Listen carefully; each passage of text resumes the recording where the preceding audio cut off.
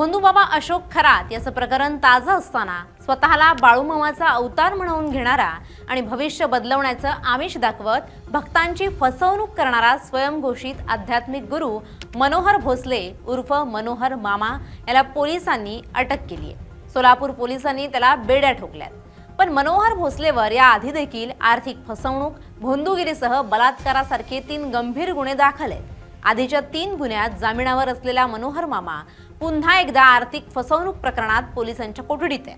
बुवाबाजी प्रकरणात अटकेत असलेल्या भोंदूबाबा मनोहर भोसले याचा आलिशान आश्रम करमाळा तालुक्यातील घोटी या ठिकाणी आहे। दर अमावस्येला याच ठिकाणी बडी मंडळी आणि राजकीय नेत्यांची गर्दी असायची।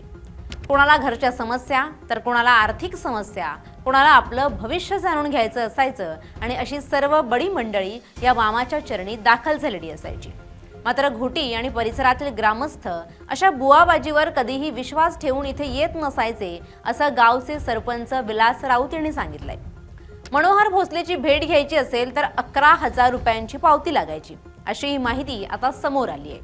दर अमावस्येला 100 ते 150 आलिशान गाड्या या माळरानावरील आलिशान आश्रमात येत असायच्या। यामध्ये सर्वच पक्षाचे राजकीय नेते, आमदार, खासदार, बडे उद्योजक, शिक्षण सम्राट अशा अनेकांना मनोहर भोसलेचं वेड लावलं होतं। 27 एकरावर पसरलेल्या या आलिशान आश्रमात गेल्या 5 वर्षांपासून नवनवीन डेव्हलपमेंट सुरू असून आश्रमाच्या समोरच आंब्यांची मोठी बाग आहे।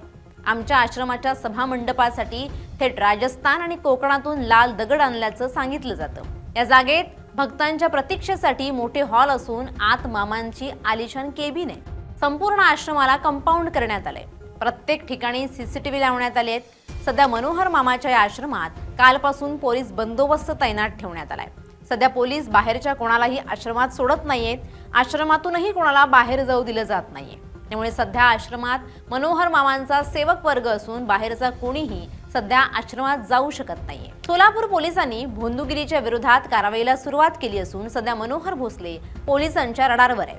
या मनोहर मामाचं नेमकं बिंग कसं फुटलं तर कुर्डुवाडी पोलीस ठाण्यात फसवणुकीसह जादूटोणा विरोधी कलमान्वये गुन्ह्याबद्दल फिर्याद दिलेला तक्रारदार गौतम कसबे हा रिअल इस्टेट धारक असून आपल्या व्यवसायामध्ये वारंवार येणाऱ्या अपयशामुळे मनोहर भोसले याच्या संपर्कात आला। या दरम्यान मनोहर यानं पूजा अर्चा केल्यास संकट दूर होतील आणि व्यवसायात प्रगती होईल असं सांगून 2 लाख रुपयांची मागणी केली।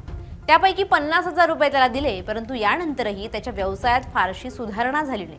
अखेर त्यानं कुर्डुवाडी पोलीस ठाणं गाठून मनोहर भोसले याच्या विरोधात फिर्याद दिली आणि त्यानंतर मनोहर भोसले आणि त्याचा साथीदार विशाल वाघमारे या दोघांना ताब्यात घेऊन कुर्डुवाडी पोलिसांनी बेड्या ठोकल्या।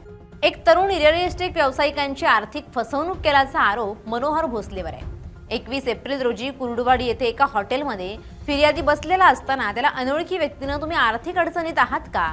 मनोहर भोसले यांच्याकडे काळ्या जादूची अघोरी विद्या आहे, त्या विद्येचा वापर करून तुम्हाला आर्थिक अडचणीतून बाहेर काढतील असं म्हणत त्यानं विश्वास संपादन केला आणि त्यानंतर मनोहर भोसले यांना व्हिडिओ कॉल करून आर्थिक अडचणीची माहिती दिली। त्यानंतर भोसले यांना आर्थिक अडचणी दूर करण्यासाठी पूजा करावी लागेल असं सांगितलं। पूजेसाठी 2 लाख रुपये खर्च असून 50,000 रुपये तात्काळ भरण्यासाठी सांगितले। करमाळा येथील निभोरे गावात मठात एका व्यक्तीला हे पैसे देण्यासाठी सांगितले असता तक्रारदारानं विश्वास ठेवला आणि 50,000 रुपये संबंधित व्यक्तीला दिले। मात्र त्यानंतर संबंधित व्यक्तीनं फोन बंद केला आणि मनोहर मामानं देखील पूजेसंदर्भात कोणताही संपर्क केला नसल्यानं आर्थिक फसवणूक झाल्याची तक्रार भोसले विरोधात तक्रारदारानं दिली।